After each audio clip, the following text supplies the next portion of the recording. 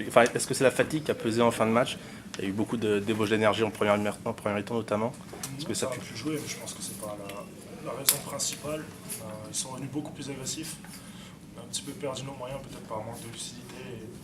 On est peut-être un petit peu plus fatigués qu'eux, mais je pense qu'on a les deux équipes ont joué samedi, donc je pense pas que ce soit ça qui fait pencher la balance. Après, l'intensité qu'on a mis en première mi-temps, on se doutait qu'en deuxième mi-temps, ils allaient revenir plus dur et que le match allait peut-être s'inverser.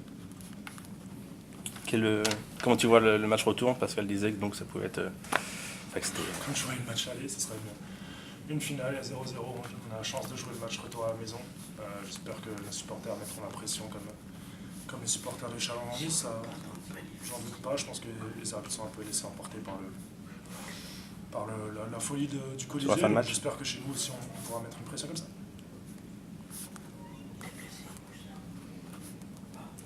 Any more questions for coach? Pascal, oui. Pascal, Pascal, est-ce que malgré tout, avec ce scénario de match, il n'y a pas un peu de regret, Tu sais, nous comme Chalon, ça fait plusieurs matchs où on dispute cette formule de match aller-retour. Et des scénarios comme ça, j'ai envie de te dire que pendant 35 minutes, tu peux considérer qu'on peut avoir des regrets. Maintenant, on joue à l'extérieur, dans une ambiance de folie, comme j'ai rarement vu en France. Donc il faut résister déjà à tout ça. Et après, donc on peut avoir des regrets sur ces 35 premières minutes. Et après, on peut considérer que sur les 3 dernières minutes, on s'en sort bien.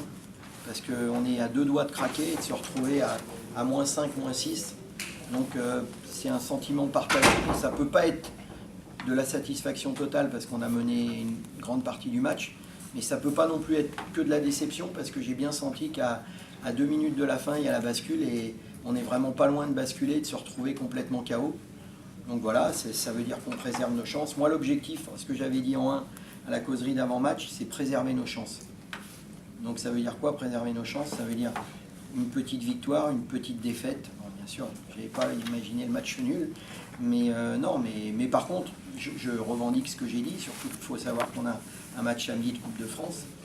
On est, on va dire, à égalité, voire en ballottage légèrement défavorable, parce qu'on a le match de samedi qui va encore nous épuiser. Et j'ai rarement vu autant d'engagement entre deux équipes françaises.